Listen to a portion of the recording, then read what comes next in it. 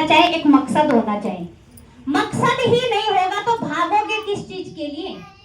एक मकसद तो होना चाहिए ना, हम इस काम को किस लिए कर रहे हैं। अगर आप ज्वाइन हो गए हैं, अभी भी आपके पास मकसद नहीं है, कामयाबी दूर दूर तक भी नहीं मिलेगी। आपको क्या चाहिए पहले आज ये पता करना। आपको अच्छा नाम चाहिए, पैसा चाहिए, आजादी चाहिए, अपने बच्चों के लिए एक बेहतर भविष्य चाहिए, क्या चाहिए सबसे पहले ये डिसाइड कर ले।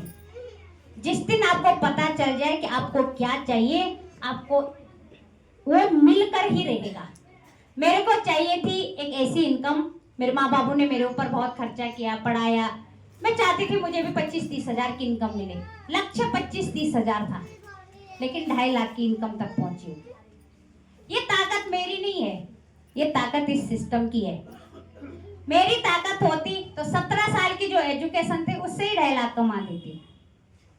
मेरे हस्बैंड ने बतेरा विरोध किया शुरुआत में, सभी के करते हैं ना, प्यारी से करते हैं, पर करते हैं कि फालतू के काम नहीं करने हैं, मैंने तेरे को इसीलिए इतना पढ़ाया था, ये नॉन ब्रांडेड प्रोडक्ट घर पे नहीं आने चाहिए, कैंटीन का सामान आना चाहिए।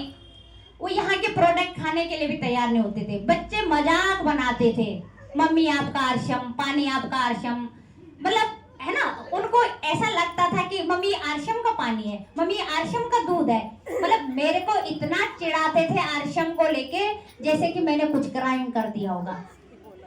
मम्मी अच्छा गाड़ी आरशम की है, अच्छा मम्मी, अब मम्मी तो अब सांस भी आरशम की ही लेगी। कभी कभी ऐसा लगता था कि ये हो क्या रहा है मेरे साथ। रोने के लिए सिर्फ एक ही व्यक्ति होता था, वो होते थे एक मेरी माँ, कि क्यों दिया मुझे ये काम। मेरे अंदर भूत जैसे बैठ गया है। और दूसरे आशीष वशिष्ठ भैया, मैं बोलती थी भैया नहीं करना है, इतनी मेहनत करने के बाद भी घर वाले कैसे ताने मार रहे हैं। अगर पहले काम नहीं करते थे घर में, याद रखना, पहले जब घर में काम छूटता था किसी के ऊपर इल्जाम नहीं लगता था, लेकिन अब आपके घर में अगर कुछ भी काम गड़बड़ होगा ना, सारा इल्जाम आरशम पे लगेगा। आपके बच्चों की कम नंबर आएगी आरशम की वजह से, आपका दूध गिर गया आरशम की वजह से, आप बीमार हो गए आरशम की वजह से, बच्चों को मार दिया थोड़ा आरशम की वजह से, पति के साथ तो करना ही है झगड़ा आरशम की वजह से, रिश्तेदारों के यहाँ नहीं गए आरशम की वजह से। मतलब कुछ भी गलत नहीं होना चाहिए घर पे। तो मैंने देखा है कि पहले तो इससे ज्यादा गलतियां होती थी, इतने ताने कभी नहीं मिले।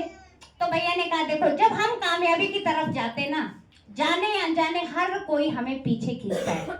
कोई इसलिए खींचता है, उसे विश्वास नहीं होता हमारे ऊपर।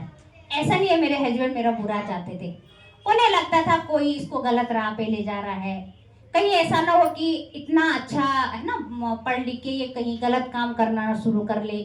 बच्चों को लगता था कि मेरी माँ खाली बेफालतू का काम कर रही है। तो यकीन करना, बहुत सारे ताने मिलेंगे, घर से मिलेंगे, पड़ोसियों से मिलेंगे, आसपास से मिलेंगे, अपने सगों से मिलेंगे। जिस गली से आप जाओगे ना, लोग वो गली बदल देंगे।